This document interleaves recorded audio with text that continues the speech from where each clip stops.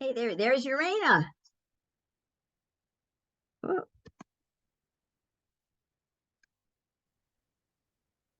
hi, Urena.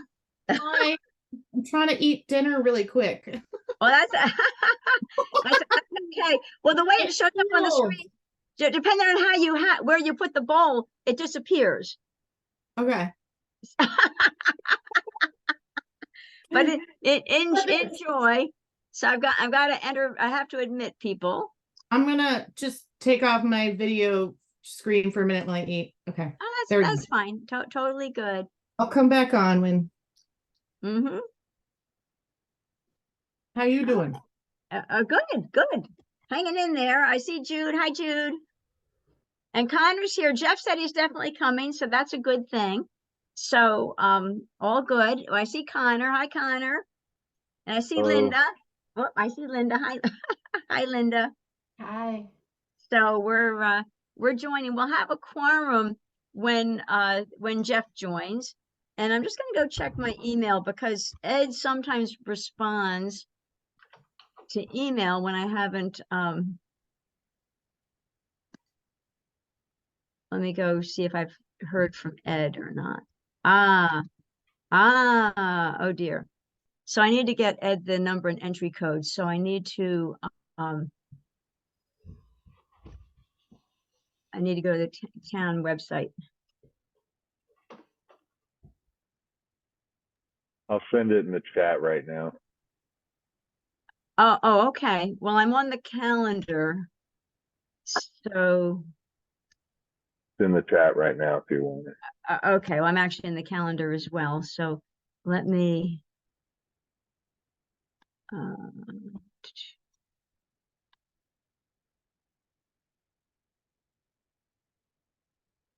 I kind of have it,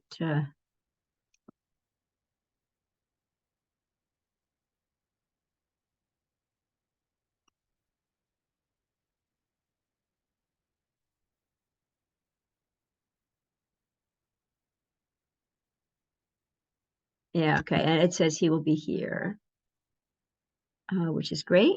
So I just sent, and let me go. I know you put it in the chat, so let me just, oh, look at that. Ed Sanders, admit Ed Sanders, admit Jeff Collins. So a wonderful thing. We have a good group here. Let's see, I'm just making my notes here. Jude, Connor, Ed. Hi, Ed.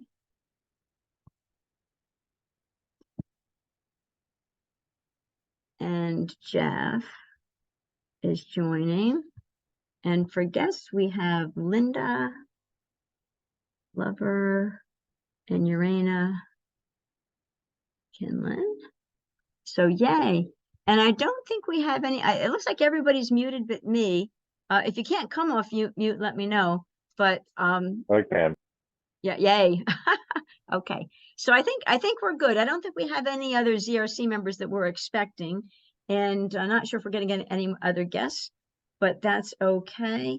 And what the goal today is, we wanted to review the Hurley Law.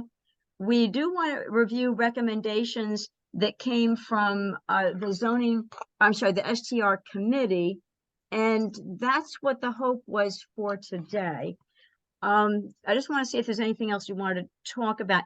I do want to say quickly, scenic overlay, which we had agreed on scenic overlay. We finished up our work. It was actually several weeks ago.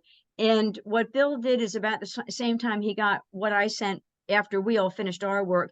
He was also had the Housing Oversight Task Force information, and he wanted to get that public hearing going. So that public hearing already started. But I did ask Bill, we have a town board meeting tomorrow night, and the resuming of the public hearing for the Housing Oversight Task Force law is going to be the town board's second meeting in November, which I'm just pulling out my November calendar. So the second meeting will be the 21st.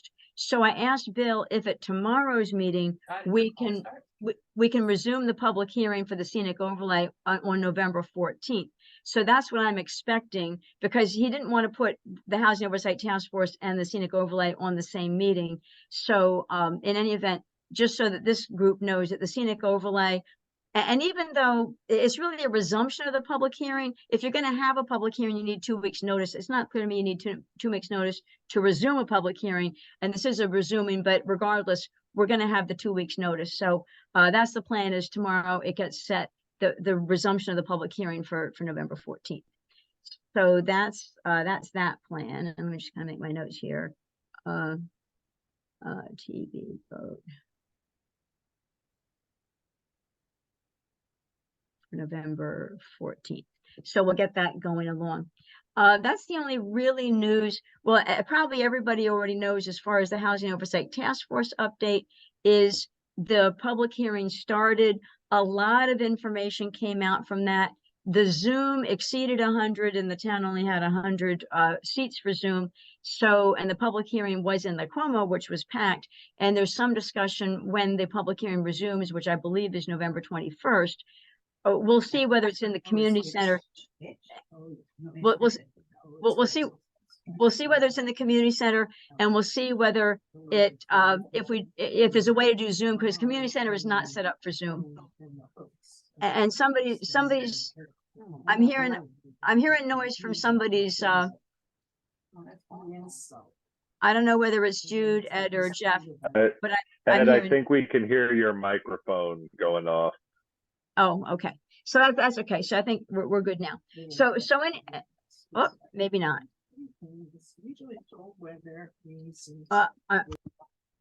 Ed, I just muted you, so you'll need to come off mute. But the extra noise was coming in, and it's not coming in now. But if you need to speak and you can't, just wave your hands wildly, and I'll make sure that I unmute you in case I have to do it. So anyway, so Housing Oversight Task Force, a lot of information got said. We're hoping that the next public hearing for that, we're hoping it's in the community center. And if we did do Zoom there, it may be that we all have to bring our own laptops and Zoom, because it does not have the camera, it does not have a big screen TV, it doesn't have microphones. So I'm not quite sure exactly how that's going to get handled, but the public hearing will be resuming on Housing Oversight Task Force. And maybe, I'm just making my notes here. Okay. All right. That being said, I don't think there's anything else to talk about. We can get right into our topics. My preference is to go over the Hurley short-term rental law first. And as people on this call who are frequent on this call know, I often share my screen.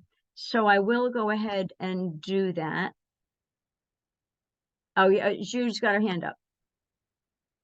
Can we go over the STR task force first before we get into another law, and just hear what their perspective is before we look at the Hurley law? Well, yeah, we could, sure, we can do that. My thought there, I really like the Hurley law. I know Jeff was the first one to say, hey, we ought to look at the Hurley law. And then at one point, Jeff kind of pulled back a little bit on it. I actually, in reading the Hurley law, like it quite a bit. I think that Jeff's issue was, there's some question now whether requiring something to be owner occupied, whether that's legal. And I think that was the reason that Jeff was pulling back a bit. But in any event, I did like that. If the consensus wants to look at the STR task force first, we can go look at that. Because I see a lot of what the STR task force did, in my opinion, was, well, first of all, I thought it was a great report, and I thought it gave a lot of background information and a lot of thoughts. Although I don't think it said, it didn't provide a rewrite to say, hey, if you did what we think, here's what the new law would look like. But it gave information about what the new law ought to consider. So that's kind of why I like the Hurley law, because it is a law, and I was curious about people's thoughts on it. But if the group wants to look at the STR task force stuff first, that's fine. My only thought about it is, we look at what they have to say about Woodstock. Yeah. And then we look at other laws, and then we decide what we think is right for Woodstock. But to look at other laws before we know what's happening, there's a lot of information here about what's going on here. Okay. All right. That makes sense to me. If I'm in the minority, that's okay. If people want to do that first, I'm fine with that. Let's get it going. let's get yeah, good point. Let's get it going. All right. So let me go pull that up before I share my screen. There we go. Okay. So now I'll come back to the Zoom. And let me full screen it so I can share my screen. We're looking at the August 12th version, right? Right. And so what I'm going Okay. to do is I'm going to, first I'm going to peek at the chat, which, yeah, exactly as Connor said. I just want to make sure I clear out the chat. I'm going to do a file save as. What you're all used to, also people who are normally on this call, is you're used to me doing a file save as, and then I put notes right in the file. So that's what I'm going to do. I'm going to make it, put today's date on it. So whatever comments we have can go right in the file. So we'll go down through this. It's a 12-page document. And so the first section, and I do appreciate, now Linda Lover, who is a guest on the call today, was part of this committee. Let me look there we go. And I know that Urena Kinlan is on the housing committee, although not apparently on the STR committee, but I appreciate having our guests here. And just so our guests know, what we do have guidelines that we've set for this committee, and that is guests are always welcome and guests do get a chance to speak. We always say that guests cannot impede the forward progress of the zoning revision committee. So if at any time I think you're impeding the progress, I'll say, hey, stop. But you know, I know people are polite people and good people, and you know, but every now and then on different calls that's been known to happen. It's never happened on this call, but anyway, just so you're not surprised in the event that I kind of say, jump in and say, hey, we got to continue our forward progress. But we do welcome visitors, and visitors do get to weigh in. So contributors, and I appreciate that the STR task force got contribution from Kai from the county. So it's an excellent group of people actually, and excellent group of people. Oh, and Ed, I see that you're on here too. So that's very cool. So Ed, you may be weighing in for some of these things as well. So very, very cool. Okay, questions of the town staff and the town board. We can't really answer those on this call. About the monitoring, enforcing, what is considered a violation? How is it being tracked and enforced? In any event, those are all good questions. We don't have answers here, so I don't really have don't know if there's any discussion on that. We have background context about the Woodstock law, 9-month moratorium. And then in July, we did establish a task force. We do have the law. I'm just looking up, I have our law printed off here. The copy I have says it's from May of 2019. So that's what I do have. Short-term rental task force. It gives some numbers.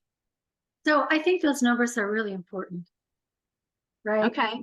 I mean, if we're looking at this 486 short-term rentals, I mean, I think that far exceeds pretty much anyone else in Ulster County, with maybe the exception of Kingston, the city of Kingston. Well, it does say the second highest percentage among all Ulster County municipalities. Right. So in 11% of all dwelling units. But this is as of, what does this say? 2022. It's 2019. This is July of 21. It says, Oh no, I'm sorry, fall of 22. Yes. Right. yeah. So, you know, so we don't exactly know, but those are fairly significant numbers. I think it's important. It's also In fact, is that saying that we took the data in 2022 from the 2019 ACS data? So is that the fall of from 2022 data was that Granicus did a study in fall of 22 to find out how many short-term rentals were there, registered and unregistered. That became that 486. okay? Keep in mind it's fall, it's not summer. If it was summer, it'd probably be a higher number. So we know we're in deep shit. Yeah. I mean, we don't need to go any further than that to say we know that we need to do something different than what we're doing. Can I give you some updated data on that number? That's Yes, your range. please. Okay, so actually, I think what they're talking about is that in the fall of 2022, they looked back at the 2019 because Granicus does the address identification, and there were 486 STRs in operation. But the most recent data that we got from Granicus is from September 2022 to September 2023, there were 474 unique rental units. Well, I'm gonna write that down, Urania. Go again. From September 2022 to when? I'll throw it into the chat.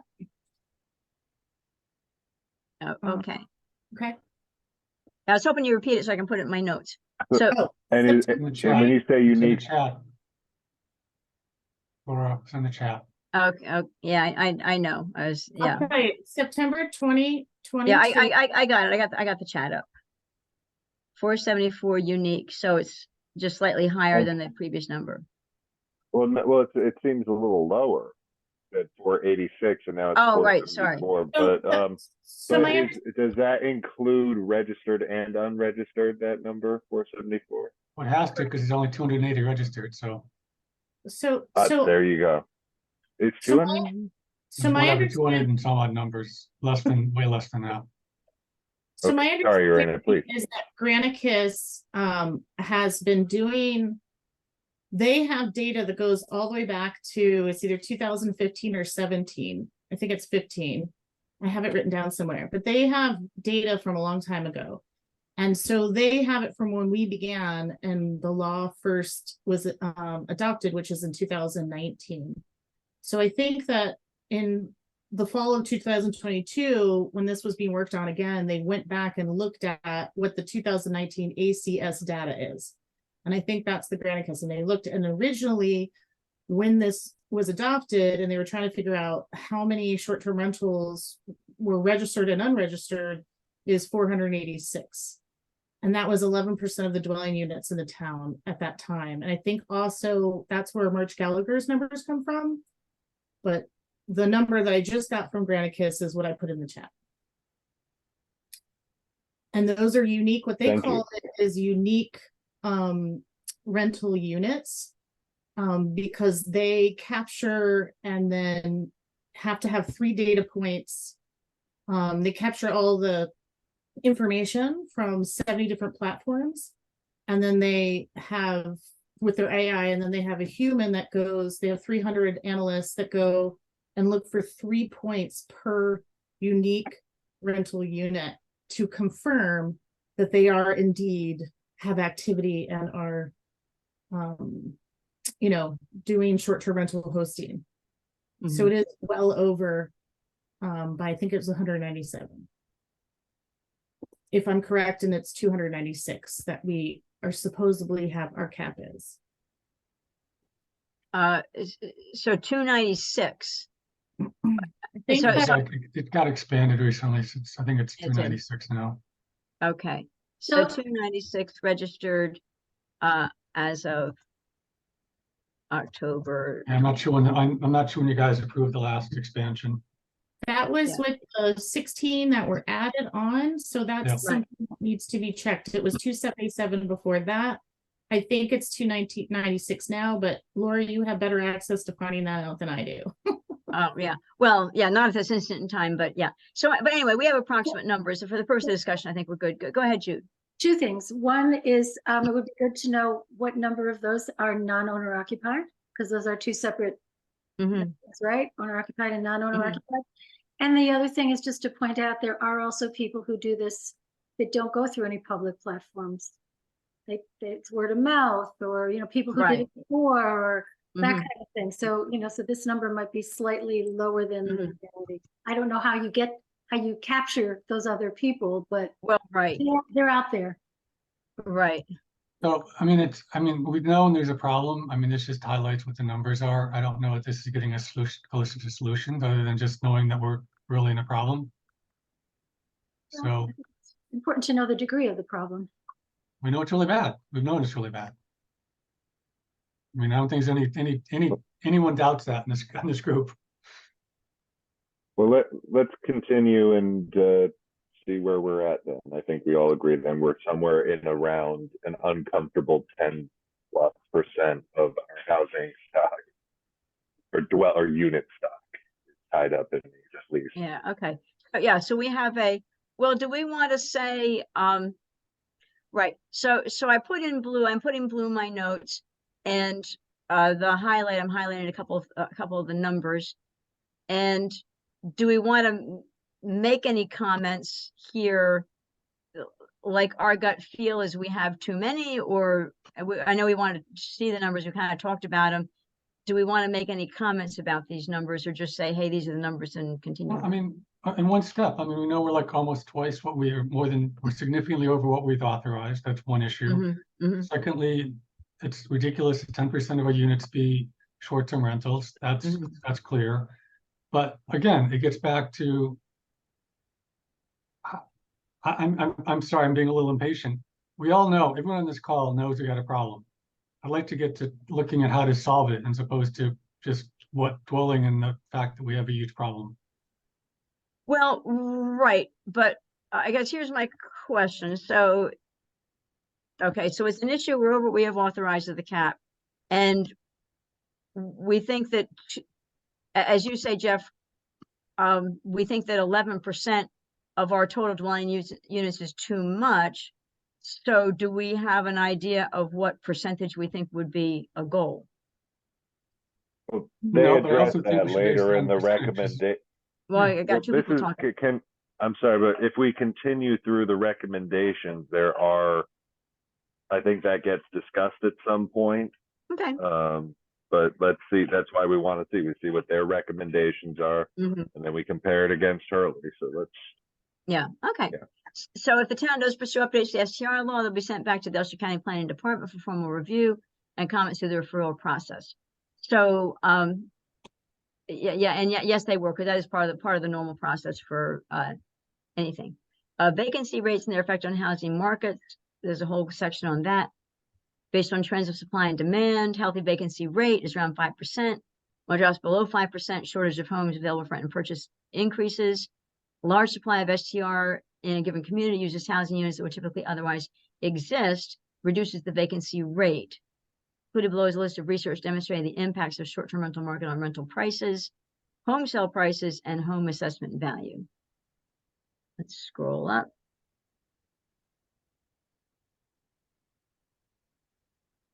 And some links here if we were so inclined.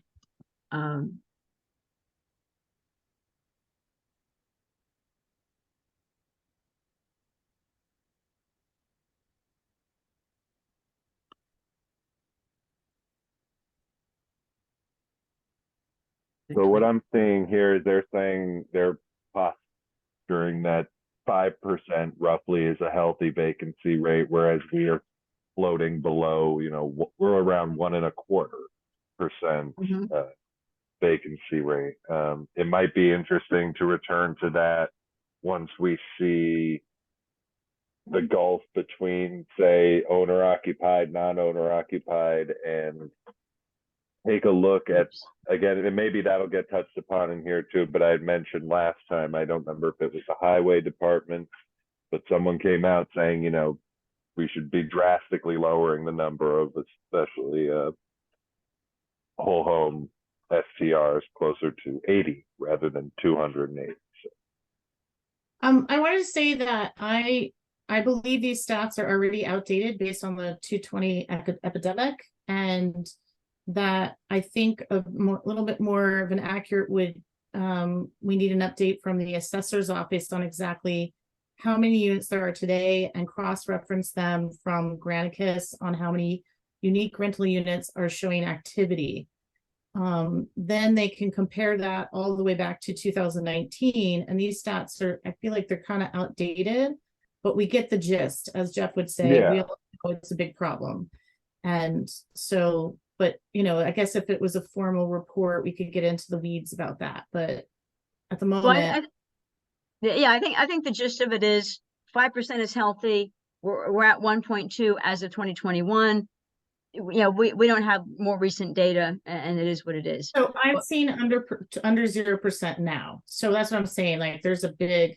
Okay.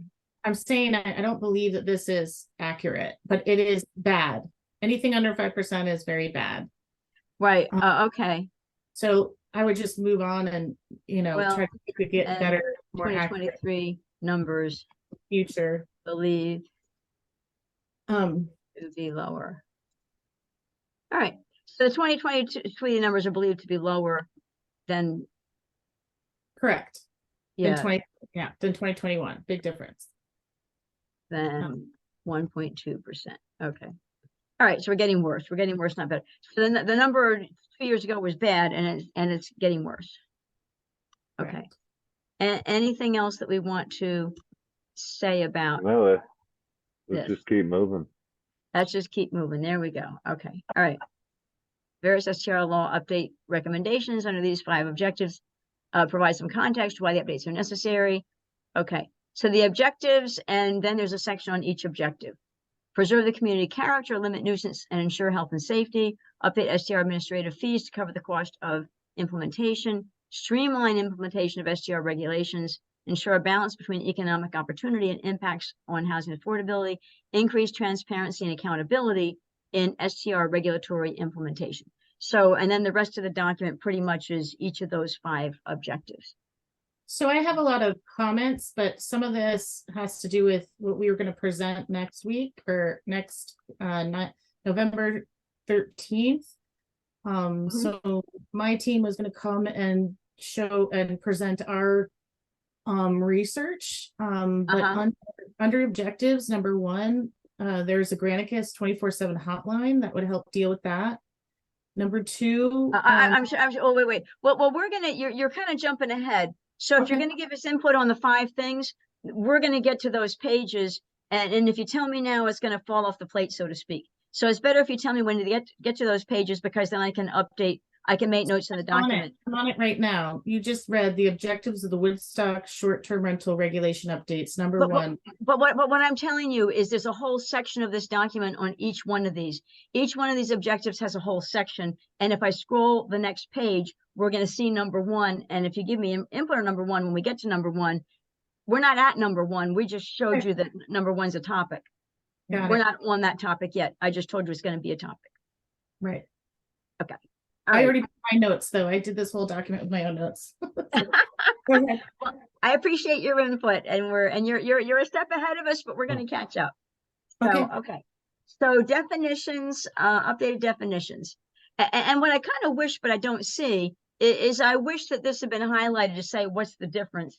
And I didn't yet look at the Woodstock law to see what the definition of what the differences are, but I have my law right here. And Linda, I know you've been quiet, and I can only see 5 people, so I can't see everybody on the call. And if Linda, if you're waving your hand trying to say something, I can't see it. And for that matter, Ed, if you're waving your hand trying to say something, I can't see it. But anyway, let me scroll down and so I can see people that I haven't seen yet. So Linda, I don't know whether you know what's different about the definitions. Laura, I'm being respectfully quiet and I'm listening. Well, yeah, but you were on the committee, and it'd be interesting to know what the differences are, because I didn't do but that's okay. If you choose to be respectfully quiet, that's okay. You don't have to speak. But you were on the committee, so you may have, if you do have things to say, I want to make sure the definitions are here, Laura. Just read them. Supplementary business in a private home. I mean, they're there. Well, I know they're there, but I'm not sure of what's different about the current law. That's what I'm not sure of. And I didn't do a one-for-one comparison. I don't think it's that it's different. I think it's just so that we can have this shared understanding as we read this document. Okay. I don't think this is where the suggestions are happening. I do think the difference is that STRF, I don't believe that's in the current law. And it says right here, these are proposed updates. So this right here says these are proposed updates. And if they're updates, it would have helped, I think, to know what the update was. But we can just read it so we have a shared understanding. That's fine. All right, yeah, we'll take it. Okay. So we'll read down through these here.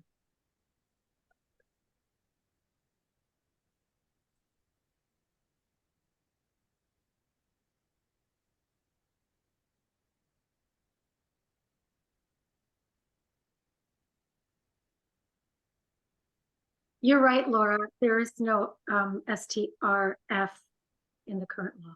Right. And I'm taking a peek to see if I see anything. And these are like impossible to get through all of this stuff. To me, it's like the distinctions between these are so small, it's hard to be possible to enforce it. The distinctions between what is so small? STRH, STRF, Yeah, okay. I mean, part of what we need to do is we need to make this enforceable, whatever we Right. do. Yes, I agree with you. I see the difference, but I mean, I'm not, I didn't write this document, so I don't know if you want to hear my. Or not. Yeah, What's the if you difference, have, Serena? The difference is the 60 days. So if you look, there was added 60 days. right here, Which there was, the entire home is rented out for 60 days or less. Yeah, it was 30. So my understanding is that 60, and then let me go back to my notes. But the next one's less than 30.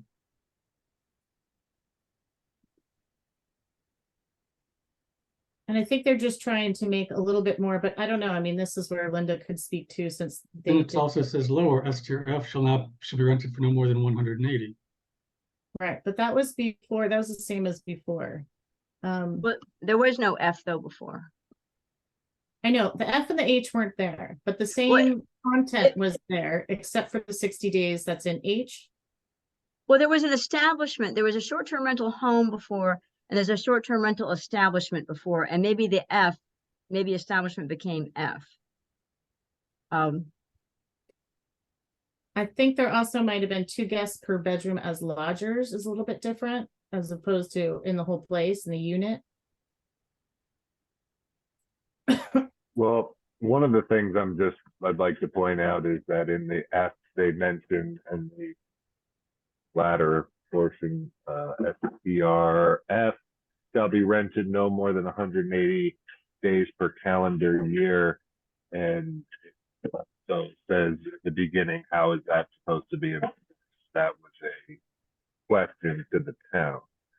So, I mean, I think we can probably, again, continue reading through this, taking notes as suggestions and stuff, but there's, if we're going to dig into this, It looks like to me, the H is what I would call hosted. Maybe that's what the H stands for, and the F is the full house or whatever. No, it says the entire home for H. Yeah. And But it's a private home. I think Connor's right. I think we can just make notes on these and then go back and really compare them. Yeah, because they're confusing to me. Okay, so I'll just make a note up here, need to compare with current law. To So know, they're saying that we have this 180 days now. yeah, but we do need to compare with the current law to know all updates, because Yep, Well, I mean, if we're going to try to go with this, I mean, I don't know that. right. So there were 3 different ones. I'm looking at the original law: short-term rental STR home, short-term rental STR establishment, short-term rental STR non-owner occupied. Yep. And then there within them, the non-owner occupied has it's 30 days. Less than 30 days. All of them are less than 30 days. Same definition. The 180 days per calendar year with no more than 26 weekends as part of the weekends included in that total. That's the same for non-occupied. But I think the difference is maybe they took establishment and non-occupied, put it together and put F on it, which I don't really know what F means. well, yeah, F is full permit, but right, because I don't see establishment, the and they both start out with a supplementary business, because in the establishment non-owner occupied, they both begin referring to a supplementary business. Oh, they all do that, actually. That's what they all start out with that. So the home one says, the home one said, they both start with the supplementary business and private home, blah, blah, blah, blah. But the home one says, and not more than 2 bedrooms are offered for rent within the private residence. And then they go into the restaurant, no public restaurant. And the establishment one says no more than 5 bedrooms are offered within the private residence. And then the non-owner occupied, a supplementary in which the entire private residence is rented for less than 30 days and no host owner is present. So Right. it sounds like the first 2 were owner occupied and split into a smaller version and a larger, Mhm. like less bedrooms, Right. bigger. And then the third is just the non-owner occupied. Mm-hmm. So it looks like maybe they put together, maybe they took out 5 bedrooms and are just saying, let's do the first and the last. Well, you're home. right. You're right about that, because the first 2, because the end of the home and the establishment, both of them says must live on the property, and then the non-owner occupied is then of course non-owner occupied. So it's interesting. It's interesting because it's not clear, because here we say the owner of the STR home must live in the dwelling, and as you point out, you can have 2 bedrooms in home and 3 to 5 in establishment, and this talks about no more than 2 bedrooms. 2 guests per bedroom. What's that? 2 guests per bedroom. You're right, and then children 12 years and under aren't counted as a guest, so you can have 2 guests in the bedroom, but if you have your baby, they don't count as they don't Right. count in the numbers. Just But say it- the short I look, I shall not have just more than gotta 4 cut it. occupants. Like, I gotta cut in again. Like, there's plenty to pick apart here. There really is. Like, and if we start doing that, I really don't think we're gonna get as far as we want with this. I mean, I'm just gonna blanket code this. I don't mean this in a disrespectful way, but I agree with Jeff. Like, there's a lot of this is complete. It's so close together, and a lot of it's go. I think I would add to the questionnaire on the top. How is most of this enforceable? I Well, think we're. but we are trying to also see what's different from the current law, and it's and Urania, your assessment was very helpful, and the STR rental home looks a lot like what it did look like, but as Urania pointed out, and as I'm seeing some reading it right here, the current law says STR establishment, which is owner occupied, but you can have 3 to 5 bedrooms. Non-owner occupied, I'm not seeing where it has number of bedrooms there, but I'll look at it more closely later. However, I'm not sure from this full permit whether this is intended to be owner occupied or not. So it's not clear to me. I think if we continue reading, because again, we're just in a sort of definition section, they're going to get to these objectives about preserving character, and we're probably going to see them say things like reducing the number of non-owner occupied or eliminating. And I mean, again, I think this is the kind of thing where we have to take this document as a whole. We start getting, well, we're not going to see the forest through the trees if we start really picking this apart now. I think it deserves more time than that. Well, yeah, we need to know what we have. So anyway, I'm just going to make a note here. I'm not clear if this is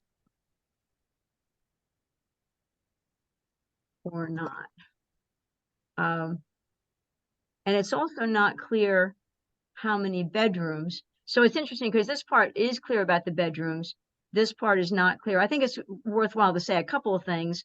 I agree with you. We don't have to go really crazy with it, but and not clear number of bedrooms included in STR. So we'll kind of move on, but anyway, there are a couple things that are not clear here.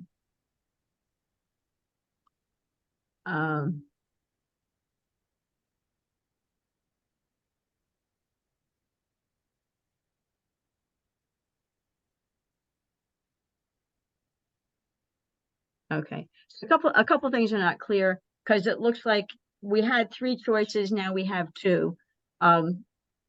And some of the things STR home looks pretty similar, but I'm not quite sure about the other I have a stuff. question, Ernie. Is this meeting about offering alternative suggestions of how to change it, or is that part of the goal here today, or just out of I'm sure, I'm not quite sure. Who was I- speaking? Is that Urena? Yeah, That that's was me too. And you too. Yeah, go ahead, Connor. I always assumed, especially with the way we were discussing this and the lead up to it, was to look at this almost like a presentation to all of us. We can, give passing remarks, mark entire paragraphs or whatever for us to return to them if we need, to spend more time, or it's a good idea, or perhaps more clarity is needed. But I think this is, I think the goal here is to receive it like a presentation and then begin to go back and look at it more in depth. I think a question for today would be, would we do that before or after we take a look at the Hurley law, after having gone through this document? Yeah, I think the goal of going through this document, and Connor, I like what you just said, is for us to understand what this document is giving us. And the one thing it is not giving us is in a lot of cases, well, and here it's saying, here's what the definitions ought to be, but it hasn't really shown before and after. It's not a markup, so it's not really easy to see. So we have to figure that ourselves, but that's okay. And we'll see what the other comments are. But the thing about it is, what we produce as a zoning revision committee is we produce a proposed law.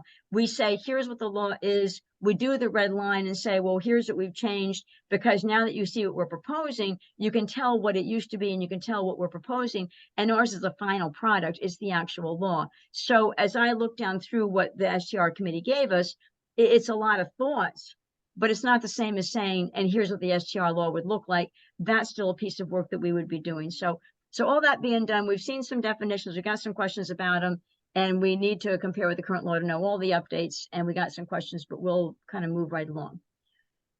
Dwelling unit, a definite, and there's a definition of that in the Housing Oversight Task Force law. So I would just make a comment of compare this definition with the Housing Oversight Task Force law, because we don't need to reinvent the wheel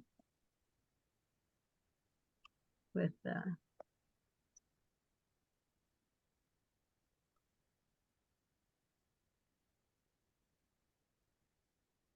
and this may be the same as what was already in, but we don't know. It's not, looking at it, it's not. You should compare it. Current Not the same. with the Housing Oversight Task Force. Correct. I have that I have all documents in front of me. I read before meetings. Yeah, I I'm think ready some. to go. I'm ready to go. You're ready to go. Yeah. So some of this we'll take off as homework to do a comparison. But did you want to make any comments, Urena, based on what you've looked at? Oh wait, we're going to present, and I think we're going to pull, and this will be part of probably our research slash, presentation, because I think that's what we're doing. We're giving you information, they're giving you information. You guys pull it together and figure out, I guess. Yeah. Okay. All right. So we're down to, and this is what Urena, when I said, well, tell us about the objectives when we get there. So now we're on the objectives, and I will say objective 1, just so we see how much we've got here. Objective 1, preserve community character, limit nuisance, ensure health and safety. We have a 1A, B, C, just getting all this down here, and D. So we have 1A, B, C, and D. Preserve community character. Considerably increase the number of STRs. We know that. Express concerns. Compromise the community character. Very true. And well-being. Okay. So preservation of Hamlet. I know, Urena, you were very patient because I said we'll get to, we're getting to those sections. So I'm not sure if you want to give me your input, like to 1A, B, C, D, or if you just want to have input on the whole section. Well, I'll just go along with you guys. 1A, preservation of Hamlet.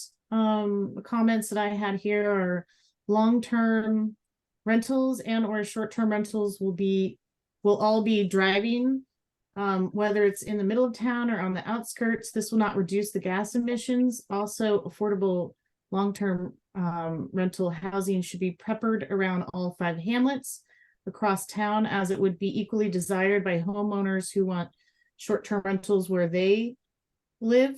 If you ban the non-owner occupied, you already reduce the number to half, at least, or close to.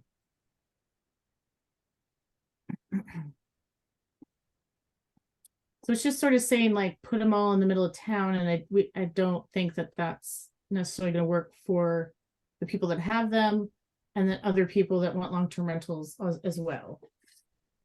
It should be Okay. peppered around the So- whole. Can I say something? So one of the things, I've been looking at different laws from different towns and different court cases and things like that. One of the things we can consider doing is you can set caps in different areas of town. So if you feel like, there should be fewer in town or more in the outskirts, I'm not saying I know what the answer to that is, but all I'm saying is we can say, in this part of town, the cap is this, and in this part of town, the cap is that. So I think that we might want to make a note there that that's something that we can consider. It's another way to try to control where they are, so they're not all concentrated in one neighborhood. I think that's a great idea. Mhm. Absolutely, I agree. Mhm. So there's a note. Can I just chip in and like so we've talked about this a lot in different other venues, and I just want to kind of talk a little bit about concepts. And one thing, so I had a meeting with Granicus, and I've talked with them and looked at other laws and looked at how people do it. And kind of from my perspective, there's three types of things that people do with short-term rentals, right? There's the Airbnb type, which I'm going to call like a classic STR, classic short-term rental. Those are ones that I believe that we should have a strict limit on the percentage of those in town. And as was mentioned by Jude, we might have a different percentage in different parts of town, or whatever makes sense. That a license is required of those particular ones. That license should be a year-to-year license, in my opinion. And it should be limited to a period of time. And we should be able to find a way to revolve who owns those licenses, because as some people have said, that license is a golden ticket. You get that license, you can charge a ton of money, and other people don't have that same ability to do that. So for me, I've been thinking about a 3-year on and 5-year off approach, where if you get a license for an STR, you can own it for 3 years. After 3 years, you can no longer get a license for 5 years, and then you can get it back again. And that way it'll help distribute it among more people. And the other And part make of them that is that available to long-term. if you violate any part of the STR laws, it's a significant penalty. Right now, our penalties are meaningless, frankly. Plus, our license fees are meaningless. We need to make the license fee something that is more than $50. We can go to $500 or $750 for licensing fees. That can help us pay for enforcement. Other type that we've talked about is what I'm going to call a seasonal rental. And that is people who are, escape to Florida for the winter months here and want to rent out their place for 2 or 3 months. And those tend to be permanent residents who are using that time in those rentals to help pay their taxes or help, augment their income. I think that's a valuable thing for us to be able to allow our permanent residents to be able to do. And I would like to see that as a separate type of license, or no license at all. They can just do it, as long as it's no more than 3 months. Yeah, I agree with you, but I think those should be 30-day rentals, Jeff. And That's then- fine. I have no problem. That then minimum they- 30 days. then- Agree. Then they don't need a license. They're allowed to do that under the law. That's fine. And that's If fine. they're gonna be Totally gone for 3 months, they're not gonna wanna be shuffling people in and out anyway. Totally agree with you. I'm not, yeah, I think they need very little regulation. I agree with that. Yeah. Then the last one is hosted, which is really with the old classic Airbnb. And hosted, I think, is another thing. I don't have a problem with hosted, because that means that someone's living in the house, they're renting out a room. When you say Yeah, classic augment their B&B, income. yeah, as a classic B&B, not a classic Airbnb, a classic It's a B&B. classic B&B. It's a classic B&B. B&B, and I think those should be Right. fine. So, and I think we really look at what the STRs are, and talking with Granicus and the people that write other laws around this, is the more complicated you make for the STR law, the more difficult it is to enforce. Mhm. So if we just have a limit on STRs, and you know, Jude's right, we should have a different limit by region, right? Mhm. And as it's appropriate for those regions, and say, look, you can do, you know, you get the license, your license lasts for a year, you got to pay us, you know, $500 to $1,000 for your license. We're going to use that money to enforce it and make sure you don't go over. And then after 3 years, you know, you're done for a while, someone else gets a license. To revolve those licenses around one way or the other. Granicus suggested a year-to-year lottery. I don't like that because it's a little bit too random. I want people to be able to get it and not have to rely on luck to get it. So if you've had it for 3 years, you know, you're done. And then for 5 years, and someone else has the right to have it for a while. So moving them around the town. Those are my ideas. I think if we can differentiate those types of uses, I think it makes our life simpler, because the ones I think we all agree that need to be most regulated are STRs. And we can define those and we can regulate those. And part of this work is to really, really push the town and the county to pay the money it takes to do proper regulation on those. And part of that is making sure our license fees are really high, because right now they're ridiculous. $50 license fee for an STR, you make that up in the first half a day. You know, it should be, you know, at least 3 days worth of rentals for the license fee. And then the penalties also need to be really, really severe. Like if you go do an illegal STR, then let's make it so that you can never STR that building again ever, period. I mean, just something really severe. You know, if you, and then the other, so and Granicus talked about 2 types of penalties, right? One is the type Red where flag you, violation. yeah, the type where you, and I forget the Yellow exact name, you may have the terminology better than I do. One of them is a license issue where you're doing something without a license, right? The other one is a community, like a noise issue. And a noise issue needs to be penalized, but you don't, you know, they get a couple strikes for that, right? Operating on a license, you get 1 strike and you're out. A noise license, you know, you get maybe 2 or 3 strikes before you're out. That's kind of, I think they get to the administrative fees and all of that. And I agree with you about the penalties. And what somebody said to me was a couple of those penalties end up paying the Granicus fee. yeah. And it also really discourages people when it becomes expensive enough. They're less likely to try to break those rules. Absolutely. Because a serious penalty would have an impact.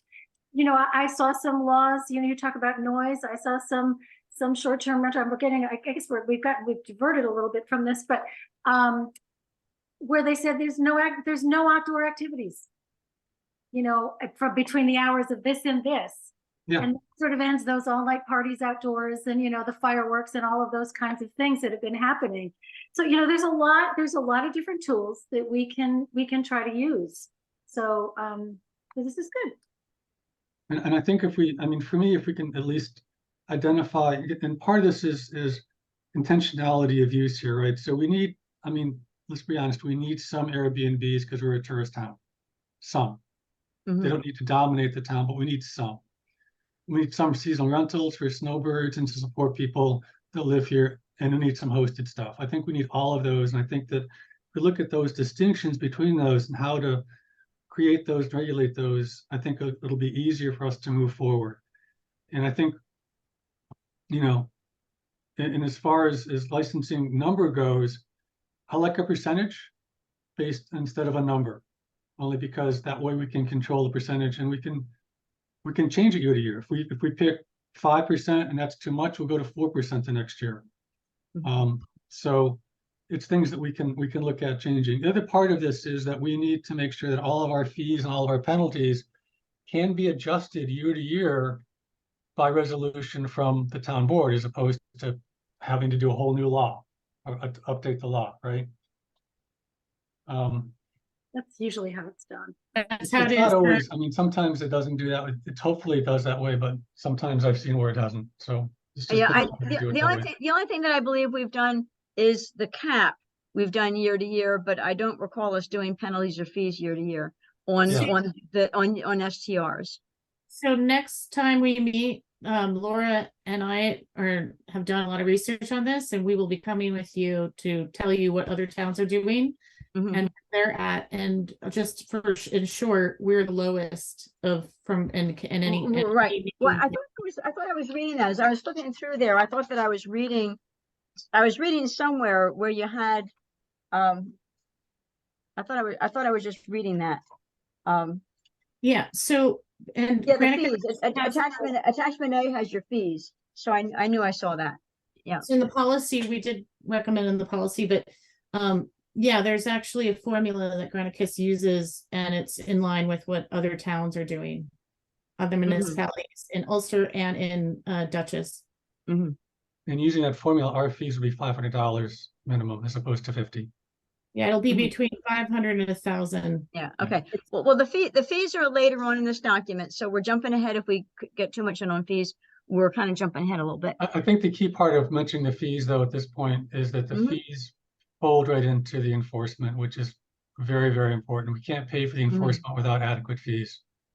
Correct. Ah, right. It's the fees that pay for it. You don't want to, Granicus talks about that you don't want to use punitive fines to run that program. That's Mhm. not the way you want to kind of come from like a carrot. You want to have them do the right thing and everybody do the right thing and then be rewarded. But the fees, if we get in line with everybody else around us, like we're the low, really, really ridiculously, unbelievably low. So if we just go up to that normal cost that everybody else is doing, then those fees will pay for / also the county we're talking to the county about paying for. But we'll get back to you next time a little bit more about Yeah, that. and as someone that will be in the county government, hopefully, well, certainly next year, I'm really in favor of the county doing this countywide. I believe it's something the county should offer the towns. Also, some of the funding could go towards a housing fund. That was also in policy. Yeah. Yeah, okay. So it sounds like, as we look at the 1A words, town board shall limit or fully restrict number of STRF permits allowed in the which is not the same as STRH, which is home. STRF is other stuff. Allow the hamlet of Woodstock to preserve the sense of community in the town. Update also help prioritize use of dwelling units. This update would help prioritize use of dwelling units in the more dense walkable portions of town for full-time rentals and ownership, help and promote sustainable transportation options. Current dwelling units with non-owner occupied STR permits will have a 3-year sunset period in which to operate, at which point must be submitted to the town offices. But then, as you say, Jeff, then they may recycle after some number of years. Yeah. Okay. So Yeah. okay. So This is ZRC. talking about, Laura, I think this is saying when we go to change it, we want to give them a little time before we hit them with it right away. Mhm. And Well, I think it's 1 year is sufficient. That's what my notes are. Then you're done, not waiting 3 years before we start doing the new system. I thought you meant that somebody that had an STRF permit, after a 3-year, they would have to stop having their permit. Their permit would run out after 3 years, and then they would have some number of years that they had to wait before they got another permit. I thought that that's what you meant by saying, I thought this was what the STR This committee meant. is our idea, Laura. This is not their idea. I think this is It's a different, right? We're talking about different things here. Well, maybe we are. Which The is word- the another words I'm- reason I really, really think we should try to just get through this document a little more expeditiously, because I appreciate a lot of what I'm hearing, but I mean, now we're talking about a bunch of stuff we don't have in front of us. I mean, and I'm not saying we don't want to hear it, especially from you, Urena. I, of course, want to hear everything you have to say, but we have this here. It's what I was ready for, is what I was expecting. I'd love to soldier on so we can get to discuss these next. Well, So- although we are actually, we're getting good thoughts here, and we're getting some responses to what we're seeing, which is, I think part of why we're doing this. So we are getting some responses, and then what Jude said, think can set caps in different parts of town, which, It's up there too a little bit, yeah. yeah. So I mean, I'm gonna put this here because,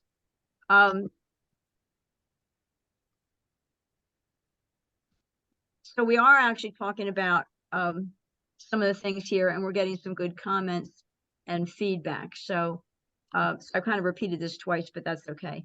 It'll be repeated twice, and that's just the way it is. So are you ready? Almost. Give me like 2 seconds, and then I will be ready. But yes, I'm ready. Okay, so I agree with you, Raina, that I saw that in another town, they gave people 1 year. And then, and then we start fresh. So, but I think that's one thing that they're mentioning. They'll have a 3-year sunset period. That's a number we can discuss, whether we think that should be 3 years or 1 year. I think what Jeff was talking about was something different, which is once we start with the new permitting system, how many years you can have it before then it turns over to somebody else. So those are two different things. But I think we can just put a note under the current dwelling units that, that number, that 3-year number is something that we want to discuss what that should be. And then we can move on from that. Yeah. Okay.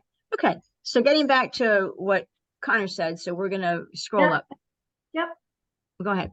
Non-permanent structures are forbidden, updated to specify permitted dwelling units as defined will be granted to avoid rentals of RVs, tents, and non-permanent structures. I agree with that. I don't know whether anybody else agrees with that, but I agree with that. Absolutely. Actually, I'd rather have glamping than homes. But that's me. You'd rather have glamping than homes? I'd rather have people doing glamping than, because no one's going to live in that long term, than taking a long-term structure and turning that into a short term. I think glamping should be separately. I mean, that's what they're talking about in here. Tents and that's all glamping stuff. That's what they're talking about. No, it's actually not. Glamping would be a specific designated area that would have to meet the criteria for a camp. This is talking about somebody who throws a tent in their backyard, which actually does happen. So I think that's different than glamping. So I think, Laura, you're right. I think that's another topic. And I understand what you're saying, Urena, but that's not what this is. This is really, people are throwing tents in their backyards and renting them. Yeah. And I know a couple people who maintain camping sites on their properties, and it's a whole different standard. You have to really I mean, if you were able to do that, then you would do it under those criteria, not under a short-term rental. Yeah, and I'm actually going to add the word trailers, because if it's a permanent, and I know, and I had talked to Butch at one point about, is a trailer, he's saying you got a trailer on wheels. Somebody may own a trailer as they'll have a trailer home. There is a trailer home, but if it's on wheels, it's still considered to be movable. And if it's got wheels underneath it, it still has to be licensed by the New York State DOT because it is a trailer. Even though somebody lives in a trailer, if it's got wheels under it, it's a non-permanent structure because it's got wheels and you can drive away with it. So I am adding trailers to this. I just have a question, and that's just for clarity. I mean, I know a family where the adult son lives in a trailer in the driveway. Is that something that's not this? That's allowed. That's fine, right? Well, for a long-term rental, you mean, or for no, just because he's living. I mean, he's living in an RV on his parents' property. We're just talking about short-term rental here. Yeah, we are just talking about short-term. So. Yeah, I can't answer to whether that's legal. Okay, but that's not this. That's good. Okay. That's not this. That's not this. For STRs. We're saying trailers, tents. Yep, I agree. Non-permanent structure. Agreed. Okay. Yep. So also. And I do think glamping is different than this. Trailers are legal anyway in long term, but anyway. So maybe the note to add there is to say 1B, non-permanent structures are forbidden as STRs. Oh, there you go. Yes, I like it. Thank you. Okay, all righty. Enforcement, violations of town law nuisance complaint should update section G of the STR law. And I've got my Woodstock STR law right here, and I didn't think there was a section G, but oh, G, yes. The host will provide guests with copies of all of local laws, especially noise, fire, safety ordinances and requirements. Host will provide emergency contact information as well as the address of the property. Will ensure the property address is clearly identifiable from the street. Provide guests with a property map that shows the property boundaries. So that's what G says. Update section G to specify which local laws STRs must provide to renters. Well, it kind of says copies of local laws, especially noise, fire, safety. I'm not sure why it says specify which ones, because I just read off section G, which does specify. So I'm not sure. I think it already does. I think So it already does. This is where we might want to add something that I mentioned, which is, because this is something that people have talked to me about, is the outdoor activities after a certain hour. And maybe this is where we write in some sort of restriction about outdoor activities after a certain hours. And that, and you know, and that includes fireworks, first of all, because they're not really allowed, right? So parties, fireworks, music, you know, whatever it is. I just saw that in another law and I thought it was worth mentioning, because that's I think it's worthwhile mentioning. It's a good idea. So I liked it. Jude and Jeff, that was kind of what Jeff was talking about, and we're going to present that to you next week, or next time, the red flag violations versus the yellow flag violations, where the yellow flag violations are quality of life, they're minor violations, but you get 3 chances, then you're done, versus the red flag violations are considered more severe. Like, if think of it as like, if you're driving around without a license or registration, or you know, your permit or anything like that. right. Right. I understand what you're saying, and that makes a lot. That's a one and done. So yeah, but this is where that all could come in as well. Right. But we have to, but we might want to define what those are going to be, the yellow and Yeah, the red. absolutely. Okay, Yeah. so now getting back to my notes here, so we want to forbid fireworks. So parties, you know, there's a fine line between a party and a gathering. So are you saying if somebody rents an STR, they can't have any friends over? I mean, when you say It would come under noise. It would come under a noise concern. I mean, we have noise laws, you know, and if they exceed the noise law, I think it's a yellow flag. You know, okay, Also, Granicus has a 24/7 human hotline. And that's one of the 5 modules. Maybe next time I'll bring in that law that talks about restrictions.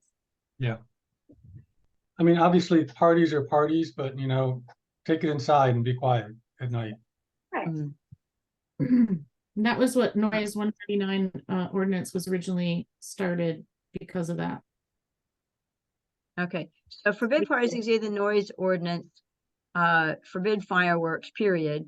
Urana to provide list of red, yellow, and red. The yellow is less severe. The yellow is basically the nuisance ones, and the red ones are the licensed ones, essentially. Right. Garbage that attracts bears. Yeah. Yeah.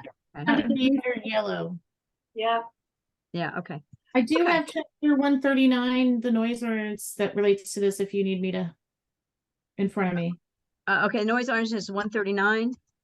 Yeah, just I would say look to that.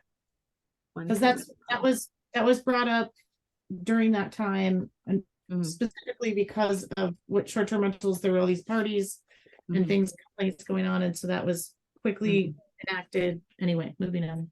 Yeah, okay. Another thing about enforcement that we should mention is, I'm going to go back to what Granicus does. So when we have full licenses, they will send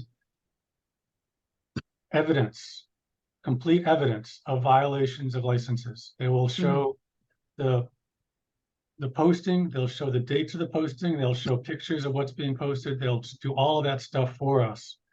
That'll make our enforcement significantly easier. Basically, just someone takes it to the judge, and the judge is like, this is clearly a violation and clearly a breaking of the law. So part of enforcement, of course, is how quickly and how easily it is to prosecute that.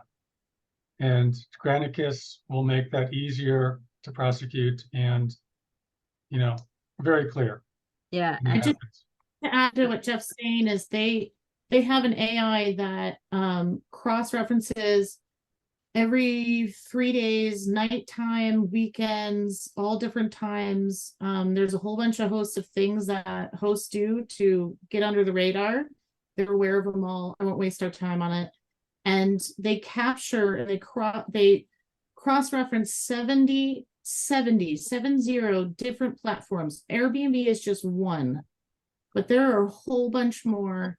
And then they take 300 analysts and they capture. So when they're doing that cross-reference, they are capturing what Jeff was saying, those pictures. After they get that information, they have confirmed by a human being on three different separate pieces of evidence to confirm. And then they take that information and they will even put it into a letter and send it with our letterhead that we've already helped and set that up with them.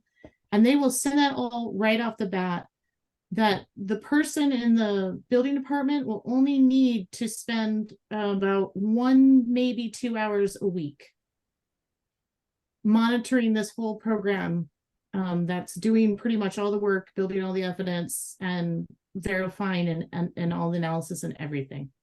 It's okay. So and we haven't really talked a lot about, I know Jeff has mentioned Granicus about 15 times already on this call. However, is the idea that we're going to engage Granicus, is that do we have to pay to engage them? So it sounds like Granicus is an organization that we want help from. Are they a community organization like the county that gives it for Yes, free, so the or do we have to pay for them?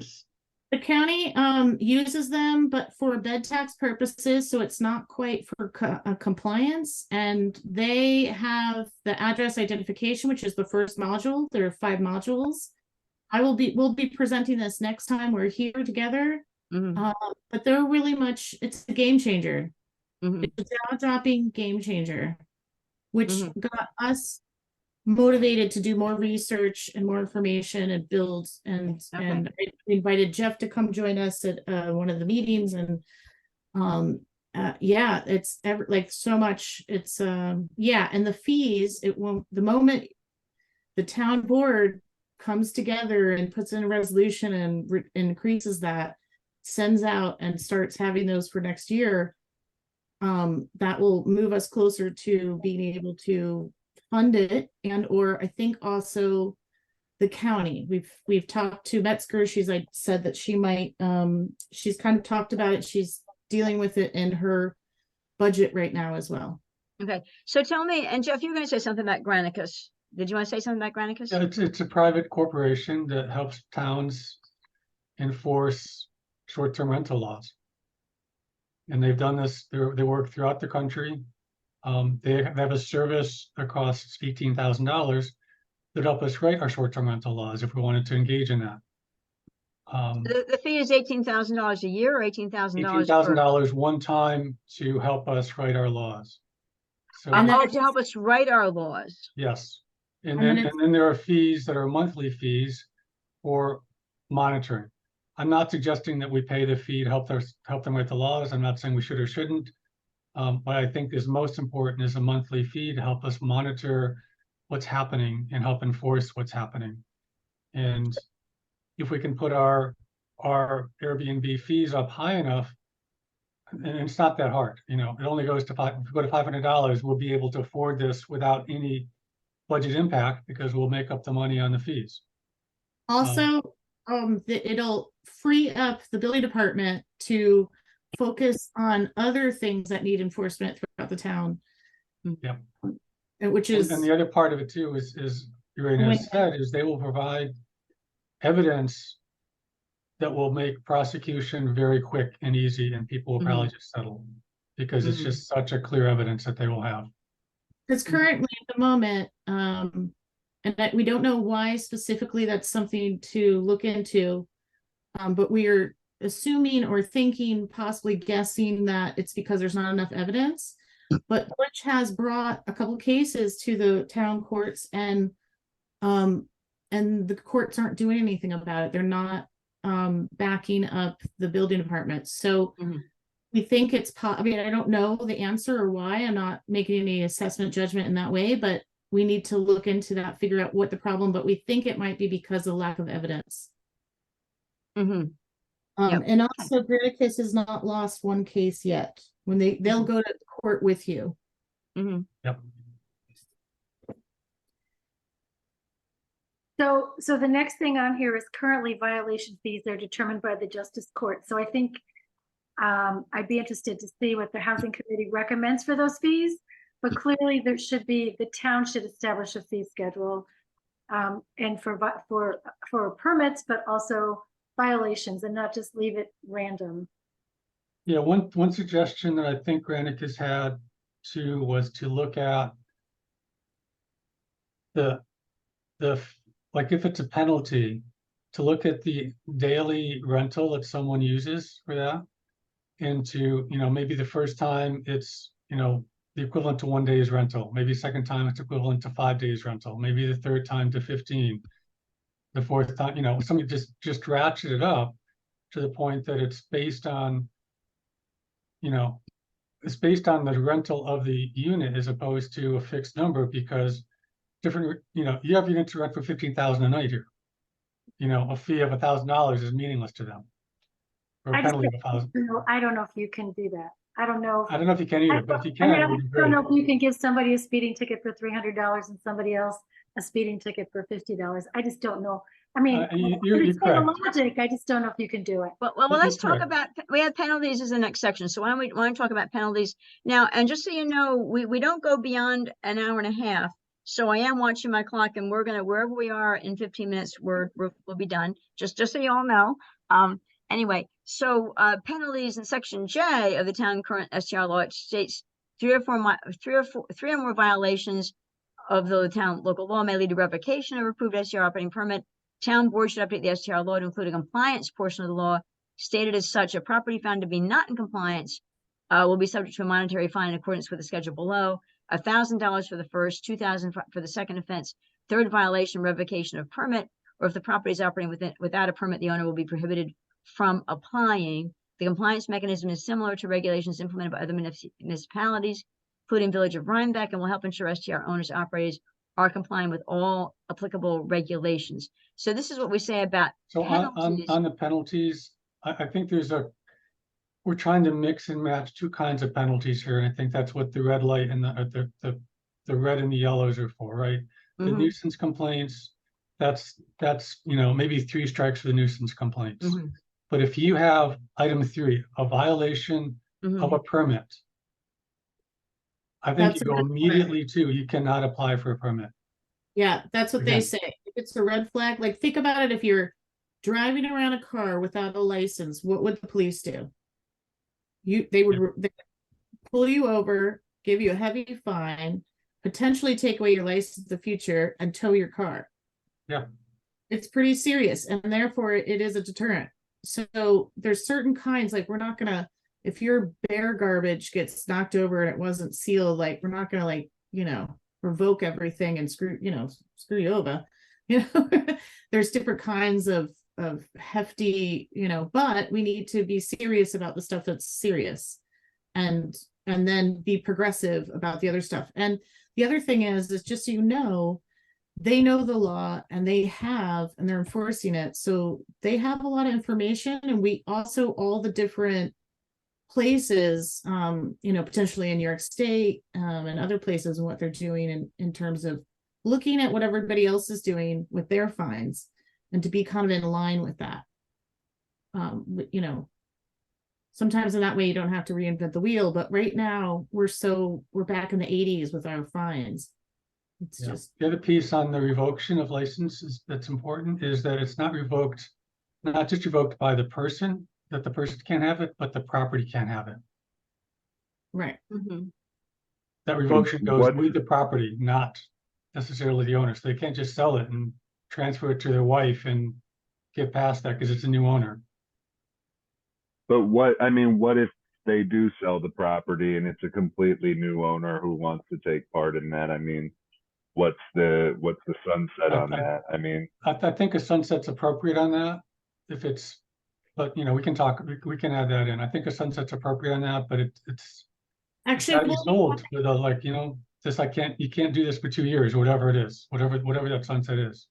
You Yeah, I mean, want- I just, I think it's definitely worth doing. It's just if we can say, you know, when if the property leaves the immediate, you know, relations of, I don't know how we would do it. But anyway, that's Well, my note I think for there's two section. things, I agree that it should have a revocation, but we're also penalizing the former owner, because he's gonna sell it for less money. Right? If the new owner knows you can't STR it for 2 years or a year afterwards, it's gonna decrease that price. It's gonna hit that old owner Oh, that did the violation. maybe that, I guess that is the thing, you know, it stays with the property for X number of years after. Yeah. transfer. You know, Laura had mentioned this, and we mentioned it last time, was this idea that if you sell a property, it cannot be short-term rented, or I think you had said 5 years. I don't know what that number is going to be, but I think what that does is that discourages investment. One of the things I've been talking about is it's not just about rentals. At some point, it's about somebody being able to buy their first home. And if they're competing with people who are investors who have, you know, are cash buyers and they can outbid you. So I do think that if we take that away, when it's a brand new purchase, there is a waiting period. Whatever we decide that should be, it helps discourage just investment. Yeah. That's a great idea, whoever, that was a You're great idea, Jude. absolutely correct, and we're going to bring this next week because Laura Warren is actually a current real estate and has done this and sees what's been happening. And when you do, they're selling those properties for so much more, and it makes it so that no one can reach. It's not achievable for a big portion of the population. Right. And so when you restart, that it goes with the property, if it's a restart, you know, or the person or whatever it is, but that if you're selling it, you're not selling it like, hey, I'm selling this with a short-term rental that you can make. That's part of the reason why our real estate went skyrocket in the last 9 years so fast. So there's two parts to that. I think that's a great idea. I think there's two parts to that. One is that if you have an STR and you sell the property, that STR license ends at the sale. Right. And the second part of it is, if you don't have an STR license, then the new owner cannot get an STR license for, let's call it 2 years. That's just a number. It could be 3. I don't care what- It should just be a restart. Sell it, restart. We just need to pick a number, whatever Yeah, just that. pick a number.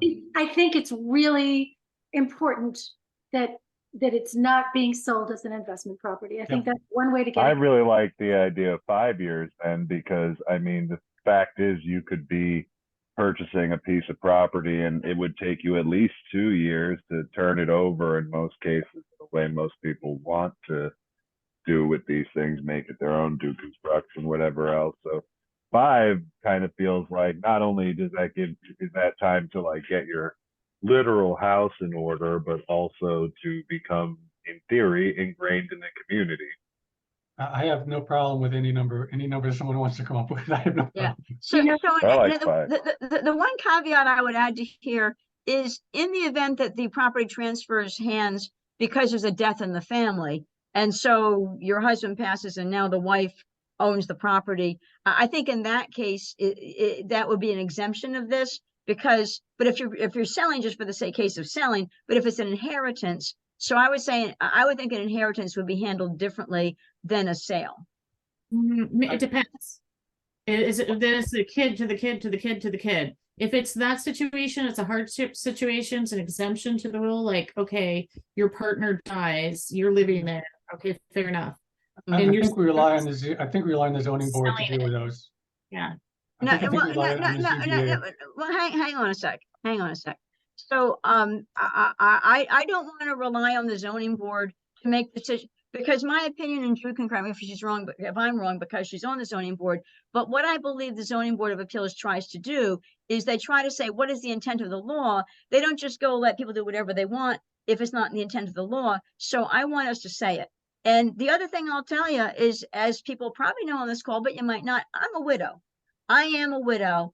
And I'll tell you, as hard as it was to lose my husband, if I also got slapped in the face and I also couldn't do with the property what was being done by my husband, it would just, you know, I would never treat the survivor that way. I think if somebody's a survivor, I believe very strongly, as you can probably tell, that whatever was allowed on the property, the survivor should be able to continue whatever was allowed on the property. So I believe an inheritance should be able to continue with what the previous owner did. If it's a sale, if it's a purchase, it's a different story. But I just don't think you should treat survivors harshly. That's just my opinion. But we are talking about the context of a abuse of some kind, you know, Of a the what? idea that of some sort of abuse or violation of some kind is, I think, what we're talking about here, not just the carryover. No, we're talking about brand new purchase. We're talking if there's a new purchase, put a time frame that must go by before a new owner can first apply. And if there's an STR license, the STR ends.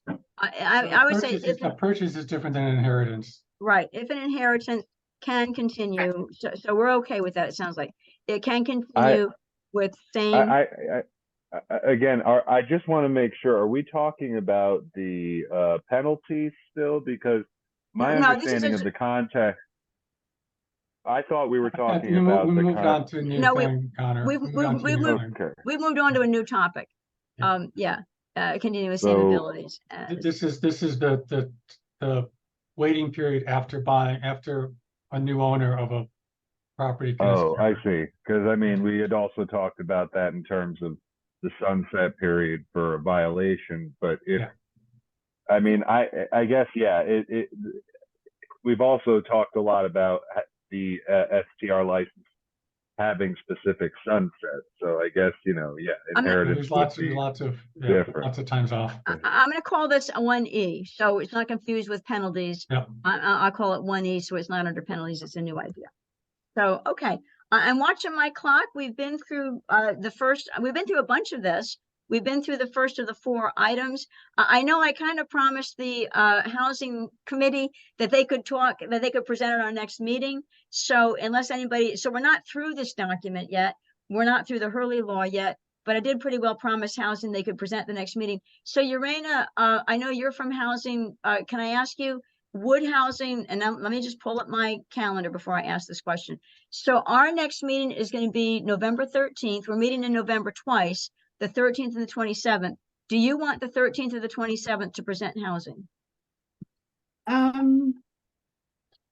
Whatever's best for you. I mean, we kind of planned on the 13th, but I mean, whatever's. We might not get all through this in our next meeting, so I don't want to drag you out to December. You're ready. If you're ready to go, I think we'll have you present November 13th, and then we resume what we're doing here. And we might even go. Yeah, let me just say something. Let me finish my thought for a second. Okay. So actually, all that you're going through, we already have a bunch of recommendations that answer a lot of that stuff. So I think it would be helpful if we could just sort of say it, and then you guys can take whatever you want to have, carry on and go through the rest of it. You know what I mean? Because then you'll have use information, and we're not like, and then I don't have to interrupt. Well, you've been very polite and helpful, and you've been a value add to our session. So if you did interrupt, I didn't notice. Urena. Yeah, totally. Thank you. Can I talking about this for years and reading about this forever and ever, and so just trying to share. Yeah, totally appreciate you being here, and totally appreciate you sharing. So, and it may be that we get to resume this. I'm not sure whether your presentation is going to take a whole hour and a half, but it may be that we resume this next week after the next time after your presentation. So we'll plan to have you go on November 13th. And thank you for being here. And I know Linda Lover, you said you were politely listening. Let me go back and see if I can find Linda. Jude has her hand up. Jude, if you had it up before, I didn't see it, but I see it now. Go ahead, Jude. I would like to ask, I think I'm looking forward to hearing what the housing committee has to say. I hope you can present us something in writing, because it's a lot of, yes. We can make notes on it and so on. So we definitely need that. Yes, I agree, and we need to carry it forward. So as we're doing these sections, we can compare and say, here's what housing said. Right. So agreed. To quick, I mean, I just saw it pop up, but I don't think Linda is in the discussion left. anymore. I think she But left, yeah. without getting too into it, because I'm sure it'll be available, I just want to address that if everyone's read the comments she left, she should feel very welcome here, and that no one would, of course, yell at her or tell her to shut up. Of course, that would be incredibly, it'd be wildly inappropriate. And I would go so far as to say that we would I think, I don't want to speak for everyone, but I'm sure I would very much appreciate in that follow-up discussion, maybe with whoever, whether it's her or somebody else, that we have someone who worked on this body actively participating in the discussion, because we're sitting here asking questions about intent and things like that, that if someone who, again, we invited here to help illuminate their findings, should feel welcome and able to share and clarify those findings. Well, my point, I'm sorry, I have a point of confusion, and maybe I'm not listening well enough to what you're saying, but I'm reading what Linda said. I didn't want to participate. I didn't want to be yelled at or be told to shut up. I asked her before, do you have anything to add? And nobody ever told her to shut up. So I don't know why. I don't know where I don't this is think coming it's a from. very reasonable. I don't want to make, it's not a matter if she felt that way, I'm, sorry she did, but I don't think it's anything you or anybody did in this meeting or group. I think we just need to make sure that she and anyone else who watches this understands they are welcome, understand that's not the kind of environment that we foster. Right.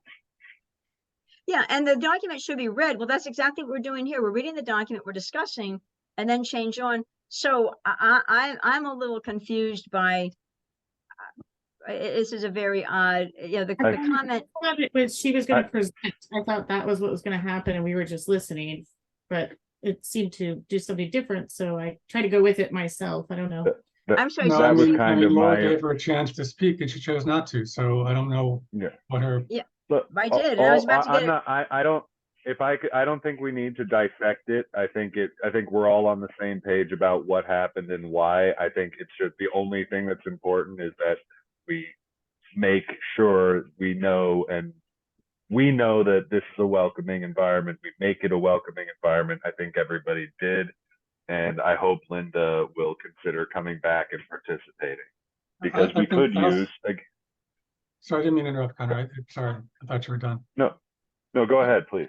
I also think that we did some good work. I think we made a lot of progress. Yes. I think we have a lot of agreement on what we want to do and a lot of belief that we can get this done. So I agree. I think this is a very positive meeting. I think we're going to move forward, hopefully fairly quickly, to make some changes, because we need to make these changes quick.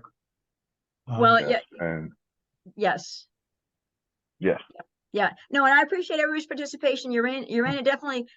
You certainly talked whenever you have something to say, we listen. So, I don't know where this didn't want to be told to shut up thing came from. But in any event, but Urania, you were great. I know everybody contributed. Ed, you've been kind of quiet. Were you able to come off mute? Did you try and you couldn't? I'm going to ask Ed to unmute and see whether, because Ed, you've been quiet. Did you agree with what was being said, or did you have things that you wanted to say? Thanks, Jeff. I see you have to go. Yeah. Yeah. No, I agreed with a lot of it. Okay. All right. Well, and we're not finished yet. We're just starting our thoughts. You know, I've been involved with this since 2019. I wrote the original draft of this law. So cool. I've been involved with it for a long time. So I know it well. And I appreciate the good work for tonight by everybody. It was a well done meeting. Thank you. It was, and that's thanks to everybody's contributions. And I haven't met Mario Fagiano, who I see has joined us, and I didn't know whether Mario has anything to say. Hey. Hi. Hi, Mario. Hey, guys. No, just listening along.